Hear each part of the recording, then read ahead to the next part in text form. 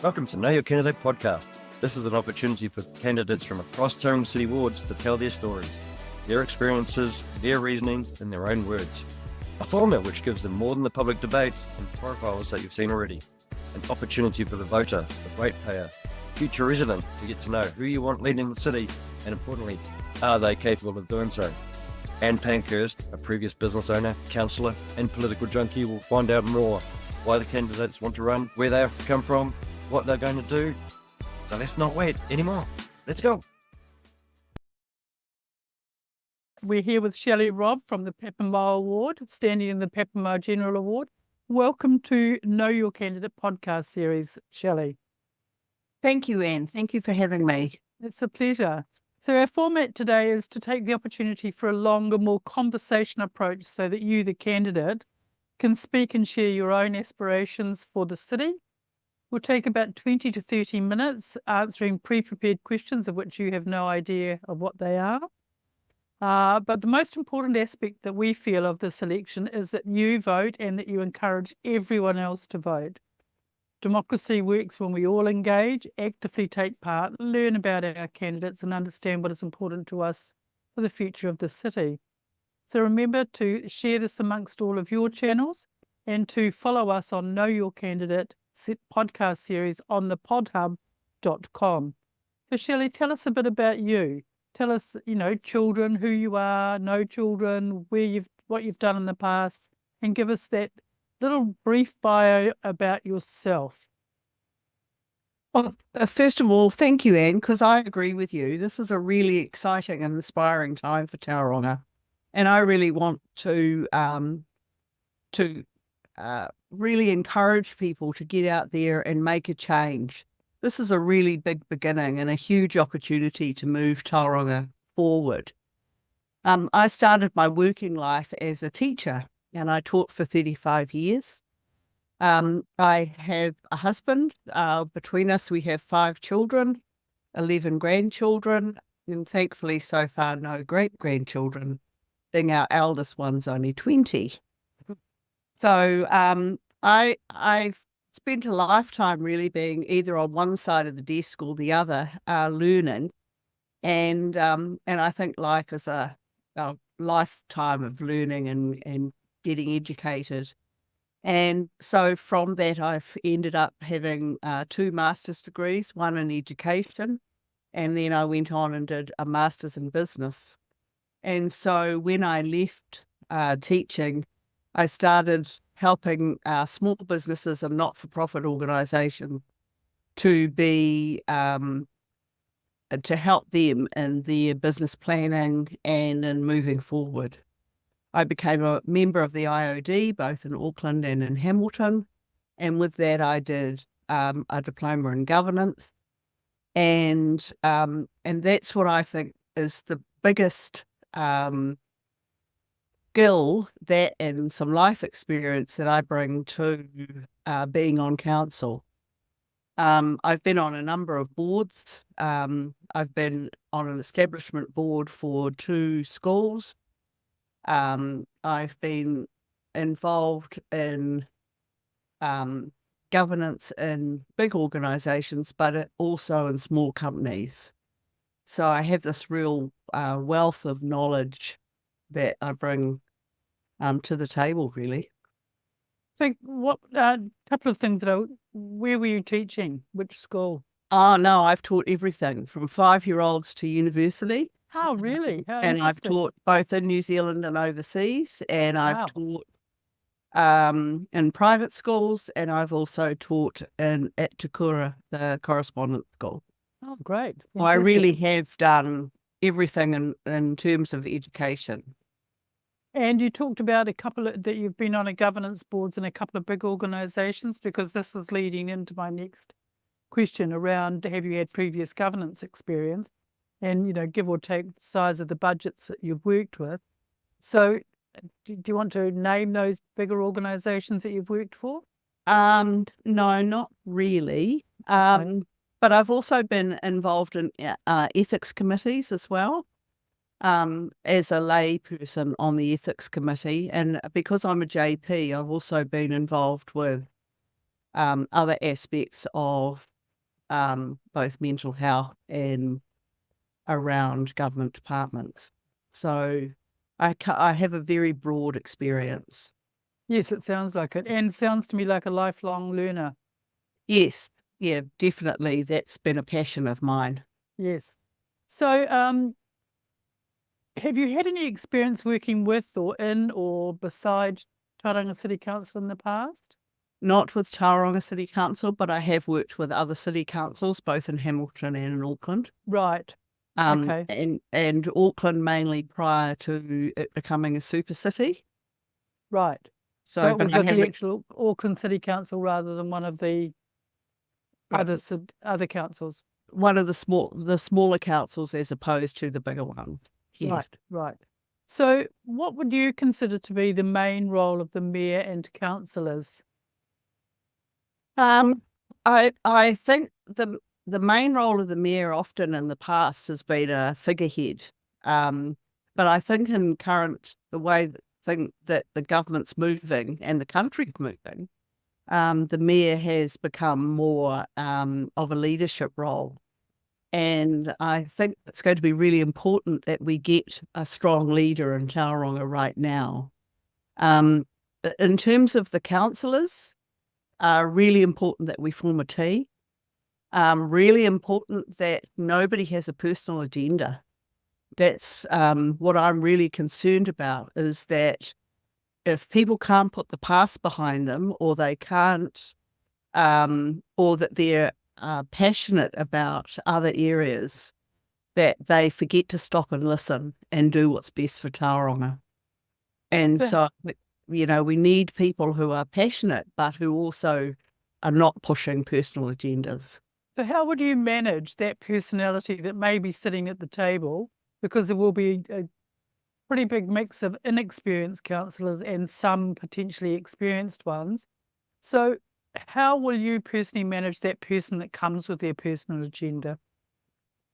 I think if we can all listen, I think if we have an open mind and we're prepared to listen and work together, and I've heard all of them say that's what they're prepared to do, but then you see them out there doing other things or being disrespectful to other people. And I sort of think, wow, that's not somebody that I really want to sit around the council table with when I get there. And I have done mediation, and of course I have been a school teacher, so I have played those roles in time. And I think we just need to work on doing what's best for Tauranga and pushing that, building that culture within the group that we're going to be working with. And I think there was a suggestion somewhere that we, when we first get together, that we start looking at building that culture and working or trying to establish some sort of understanding between all of us, a shared vision to start with. I've been involved in doing quite a bit of change management, and that often involves trying to share a new vision, getting people to start coming on board, sharing ideas. And I think in the first couple of months, that's what we need to do, rather than getting involved with rewriting the long-term plan or trying to make amendments to it. We work together and come up with what we consider to be a shared vision for moving forward. I don't want us looking backwards to stop us from being able to move forward. Right. So which kind of brings me to my next question, which is what ability and experience, and I think you've kind of covered it off with the mediation skills and being a teacher, because that alone requires you to be a supreme mediator. And so your ability and experience in managing complex commercial and political environment. I think that like the city over the last 5 years, because of the commissioners, they have worked quite closely with both the government, because they were appointed by the government, and also with our surrounding councils. And I think that needs to be built on and continue to grow. We can't afford to lose that. And And I'm hoping that as a council, we're going to be able to, again, while we establish our own visions, we also look at ways of establishing strong connections between those other groups. Because, Tauranga for a long time has been left out. Look at the roads, both State 29 and Highway State 2, both need a lot of work done on them. And this has been going on for years. We've been talking about these roads needing to be upgraded, and we've just got nowhere with it. So maybe our time's coming, but you would have thought that with the commissioners being appointed by the government, that they would have been able to move those things forward, and it hasn't happened. So let's hope that we can start to do that. However, having said that, I would like to see that nobody on council is actually involved with any national political party. I think we need to stand independent of that and be across all parties, not aligned to any one political party. So if funding for the huge infrastructure spend is a really big issue facing the city, do you have other solutions other than ratepayer revenue that you might bring to the table? Well, that's really what I'm standing on, is that long term, we can't sustain just continuing to increase rates. And I think to some extent, the public don't seem to understand that a lot of our roading funding actually comes from the government. So a lot of that infrastructure is already there. And there's already in place a continued maintenance program for continually upgrading our roads. Now, I know that in Papamoa Beach Road still needs a lot of work. I know Domain Road still needs a lot of work. And they seem to be doing small side roads, doing them up really well, and then not doing those big roads. And that seems to be a bone of contention for a lot of people. And people ask that question. But it's more than that. The infrastructure, we need to grow tourism. We need to bring in more international students. We're one of the only provincial towns that don't have a large hotel chain here. And you have to ask why. And the reason why is because you can't build over 3 stories. Hotels need to go up. They want to go up. They want economy of scale. And we could easily cater for the number of people that we get here in summer. We could easily have 2 or 3 large hotels in the Tauranga area. And I just, I'm amazed really that it's taken this long for somebody to bring up the Plan 33A change. If Mount Maunganui don't want to go up, then let's listen to that community. But there are, in the city centre, a hotel seems a logical choice. Certainly with the new building out at Papamoa or extensions, Tauranga West, where they're putting in new communities. Why can't we start looking at a hotel chain and going to 6 stories? Great, thank you. That's a really good answer. Given that you govern at large, and you have to make a decision at large, and you might be making a decision that your own ratepayers are not particularly thrilled about, or some of your ratepayers, how would you manage that conflict that you are making a decision against what is perceived as their wishes? I think you just have to go back to them and explain why it was best for Tauranga and not necessarily for our community. And I think you need to have that open and honest conversation and be prepared to have that conversation. Everybody has the right to have a voice, but often, as I've already said, some people don't understand, and as you pointed out, the difference between the political pressures, the infrastructure pressures, the council pressures, that are all coming to bear on making a decision. And you need to be able to hear all those points of views. And every one of the councillors have to be prepared to listen and maybe change their point of view based on what's best for everybody.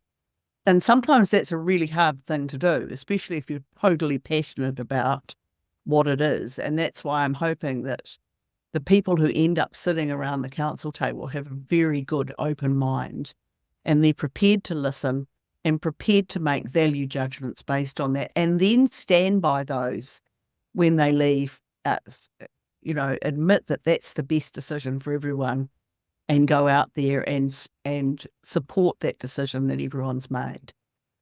So it brings me to another question. How do you have to manage multiple competing interests like reasonable rates, new funding models, infrastructure deficit and debt? Excuse me, how will you choose between investing in growth versus rate relief?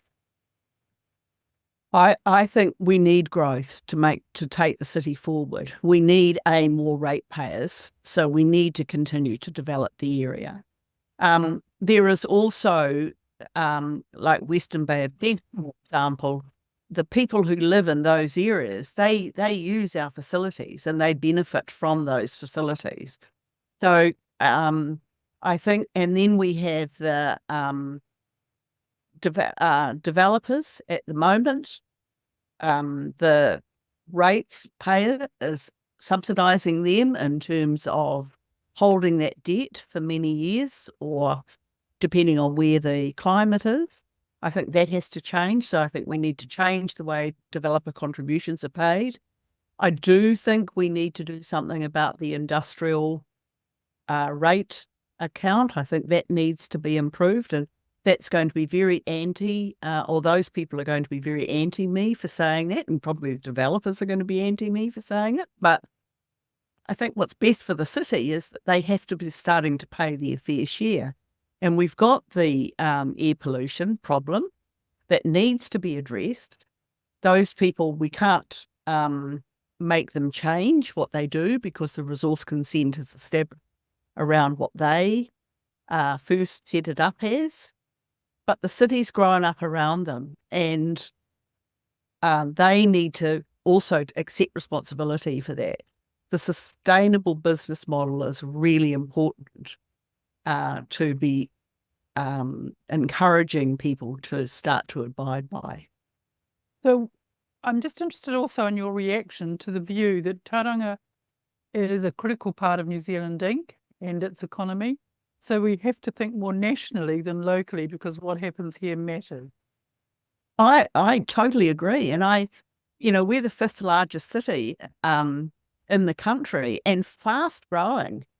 One of the fastest growing, and yet we're still thinking very regionally and we're still thinking small town. And I think we need to think bigger, even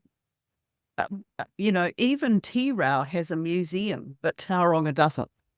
You've got to look at, Greymouth has a hotel, but we don't. The port is so important for the country, and and there's room there to do more. There's room to do something on the harbour, and maybe when the government changes some of the Resource Management Act, maybe we're going to be able to move forward and use that harbour more. And the same with the airport. What can we do to improve the airport? Why aren't the airport fundings being used to help and improve the city? And I know that there's things in there that clauses in the contract that says that it can't just go into ratepayer pockets, but surely there must be ways around that. And a good lawyer must be able to look at that, see how that can be adapted, because a lot of their profits coming from renting the land at the airport. Well, you as a councillor will be able to have a say in what that agreement with the airport is. So I don't think the contract can be changed, but I think that some of those contracts are tied up for 10, 20 years. But surely there can be discussions about how it can be more effective to help the city. The same with the moving of the airport so that it can be bigger and become more of a destination for those tourists to be able to move in. But not only that, a train. Why can't we have a passenger train is another way of looking at it.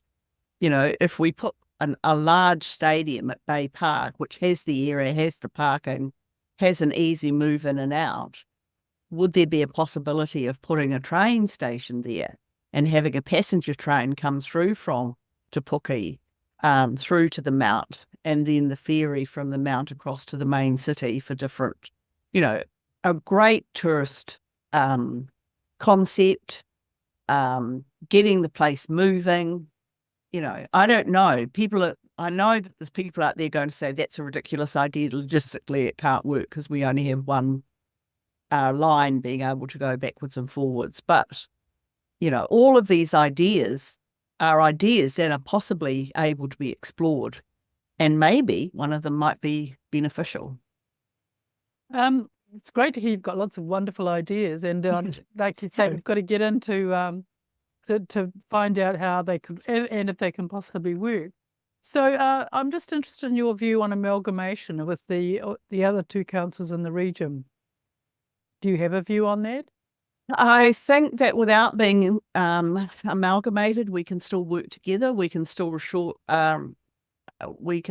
share resources, expertise, skills. I think we can rationalise the three councils in a positive way. I think that we could easily enter into a memorandum of understanding to be able to move forward. The amalgamation in Auckland, I have seen that there have been areas that have been left out, and they've become the forgotten part of the city. And I know that that's the fear for Western Bay of Plenty, especially. So I think that with good rationalisation, expertise, skills, we could actually make that work for everyone's benefit. We could all come up with a win-win situation, still listening to the concerns and reacting to the concerns. I think that's where I was talking earlier about establishing those strong relationships. That's where that becomes really important. Well, Shelley, we're coming to the end of the session, and I really enjoyed speaking with you. So thank you very much. Wish you well, and good luck on the campaign trail. Again, thank you. Thank you very much. It's been lovely. Great. Have a lovely day. Bye. Bye-bye. Tune in to the next episode of Know Your Candidate to be informed on who you want to run your city. Got feedback and like to comment your thoughts on the episode? Connect with Know Your Candidate on social.